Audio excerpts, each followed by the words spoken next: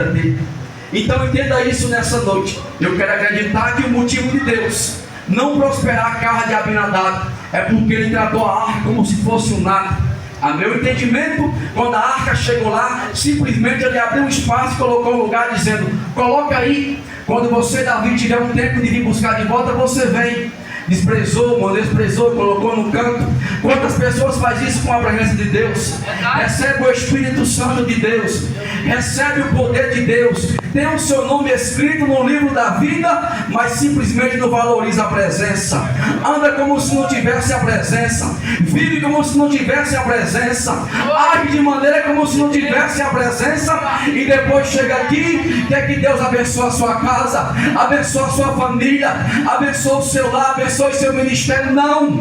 E quando você não tiver noção do que você carrega, quando você parar para pensar: eu carrego o grandão, eu carrego o poderoso, eu carrego o dono do universo, eu carrego aquele que criou os céus e a terra, eu carrego aquele que colocou meu nome escrito na vida, você vai valorizar e Deus vai te abençoar. Essa mesma arca, essa mesma presença representava a presença de Deus. Hoje não precisa carregar a arca, você é a arca. O poder de Deus, o Espírito Santo de Deus habita dentro de você. Não precisa um levita levar com todo aquele planejamento, com cuidado, não. Você carrega a presença de Deus. Tem noção do que é isso? Meu Deus. Parece algo comum a gente falar isso. É só a presença, é nada mais. Sabe o que é a presença de Deus? É quem te trouxe o culto dessa noite. Sabe o que é a presença de Deus? É quem te dá força quando tu está triste, sem coragem. Sabe o que é a presença de Deus? É quando tu está desanimado, sem vigor, sem nada, ela te dá aqui o culto para cultuar a Deus. Sabe o que é a presença de Deus? Tu desempregado dizendo: vai dar certo, Deus vai abrir a porta. Sabe o que é a presença de Deus? Do inferno acreditando que Deus vai te curar. Sabe o que é a presença de Deus? Do em crise de ansiedade, mas o Espírito Santo chega para dizer: para com isso, eu sou contigo, tu não está só. Isso é a presença de Deus. É você adorando e dizendo: eu sei que o meu Redentor vive e que uma hora por mim ele se levantará. Você carrega a presença de Deus. Se alegra nessa noite.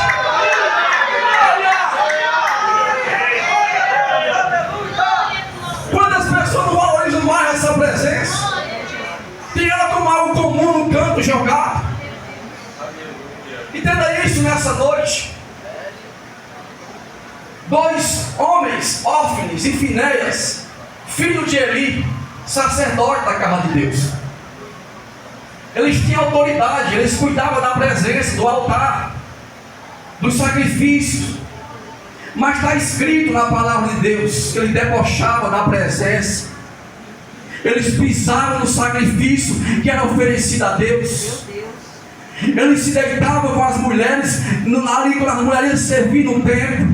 Eles debochavam da presença de Deus, pisavam na presença de Deus, comiam o melhor que era oferecido para Deus. E Deus não se agradou disso. No capítulo 3 de 1 Samuel, veio o homem de Deus, Eli, e disse: Eli, por que tu dás coisas dos meus sacrifícios? Por que tu honra mais os teus filhos do que a mim? Por que tu faz isso, Eli? Entenda isso. Deus estava dizendo: Eli, se tu não mudar o pensamento, não mudar os teus filhos, eu vou matar eles dois. Está escrito na palavra de Deus. Aí Samuel tem a voz de Deus falando, Samuel não entende. Aí ele diz: Samuel, quando outra vez Deus falar contigo, diz: eis-me aqui, Senhor. Aí Samuel entende que é Deus, responde o recado de Deus. Deus fala para Samuel aquilo que ele havia falado com Eli. Entenda isso nessa noite. Deus fala: olha, fala para Eli que eu vou matar os dois filhos dele e vou tirar o nome dele, que eu havia prometido que ele seria um sacerdote perpetuamente. Mas lá Deus vai dizer: eu honro os que me honram, e aqueles que me desprezam serão desprezados. Entenda isso no capítulo 4 de 2 Samuel. Os dois filhos de Eli mandam buscar a arca para enfrentar uma guerra. Entenda isso, começa a guerrear. ali os filisteus escutam que a arca chega no arraial, eles temem porque os israelitas começam a se alegrar, a jubilar, e ele diz: a presença de Deus chegou no arraial. Eles temem e ficam com medo, mas alguém diz: você tem duas opções, luta ou você desiste, ou você viu os israelitas, eles começam a lutar, vence a guerra, toma a arca, e os dois filhos de Eli morrem. É Deus cumprindo a promessa.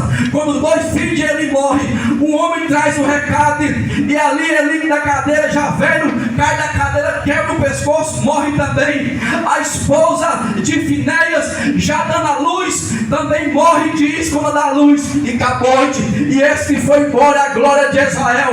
Você percebeu o tamanho da desgraça quando você humilha a presença de Deus?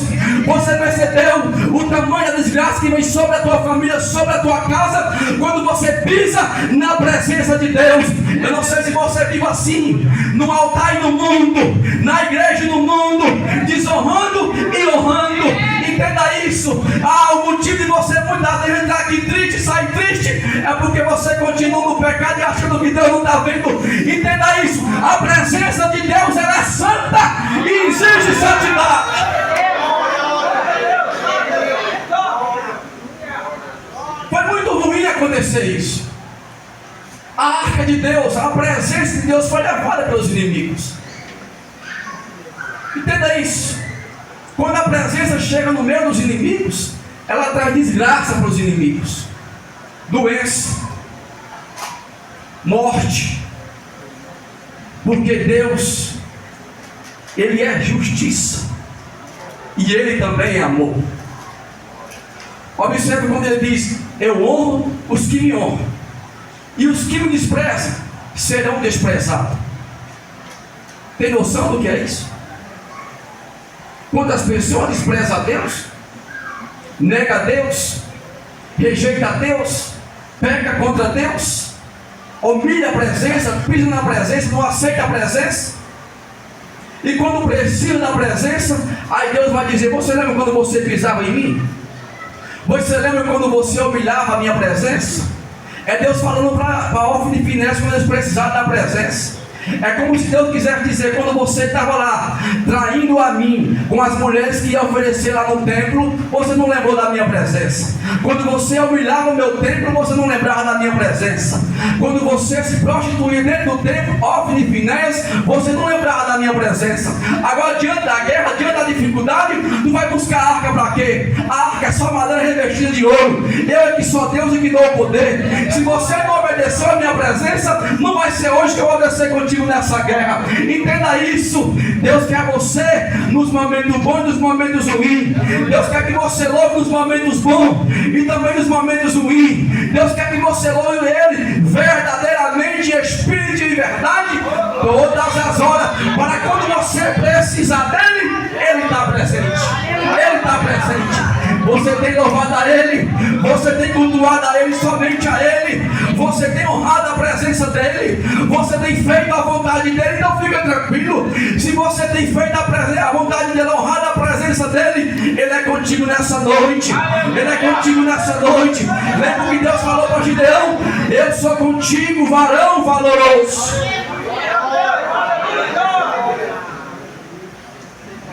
A presença de Deus, ela é a coisa mais importante que o crente pode ter. Sem essa presença a gente morre, em todos os sentidos. No livro de Juízes, capítulo 6, no primeiro versículo vai estar escrito: e o povo de Israel fizeram o que era mal aos olhos de Deus, e Deus vos entregou nas mãos dos medianitas por 7 anos. No versículo 6 está escrito, no capítulo 6 de Juízes: e o povo de Israel empobreceu por causa da presença dos medianitas. Os medianitas aqui, eles significam o próprio diabo, os demônios, o devorador, aquele que destrói, que tira tudo. Se Deus está falando que os israelitas empobreceram por causa da presença dos medianitas, é porque a presença de Deus já não estava mais sobre o povo de Israel. Se Deus está falando que o povo empobreceu, quando fala empobrecer, não é só no motivo financeiro, mas empobreceu espiritualmente. empobreceu emocionalmente, empobreceu tudo, todos os sentidos. Eles ficaram pobres, porque tudo que eles construíam e produziam, os medianitas vinham e levavam. Por quê? Porque ali já não estava mais a presença de Deus, ali já não tinha mais o poder de Deus. O povo estava só, abandonado, decidiram a cultuar Baal, não mais a Deus, decidiram erguer altar a Baal e não mais a Deus. Então quando o anjo aparece a Gideão e diz: Gideão, varão valoroso, vou te escolher para libertar o meu povo. A primeira coisa que Deus fala para Gideão é: pega aquele boi que teu pai tem guardado para oferecer a Baal, o boi de 7 anos, corta o bosque que está ao lado do altar de Baal, destrói o altar de Baal, ergue o meu altar com a madeira do bosque que tu vai destruir, que está do lado do altar de Baal, e o boi que teu pai oferecer a Baal, tu oferece a mim. Entenda isso nessa noite, oh glória.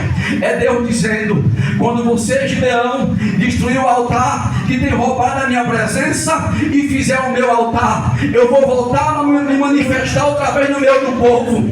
E aquilo que humilhava o povo já não vai humilhar mais, e aquilo que escravizava o povo não vai escravizar mais. Entenda isso nessa noite. Quantas pessoas têm sido humilhadas? Por quê? Porque tem dado lugar ao inimigo, tem erguido altares na sua vida que não é de Deus, são altares do mundo, altares do diabo, altares de Baal. Aí você não tem como contar com a presença de Deus, porque a luz não se dá com as trevas. Ou é luz, ou é treva, é verdade, ou é mentira. Quem você tem erguido na tua casa? Qual é o altar que está lá? Qual é o altar que está na tua casa? Qual é o altar que está na tua casa, na tua família, no teu casamento, nos teus filhos? Qual é o altar que está erguido lá? Oh, glória ao nome de Jesus.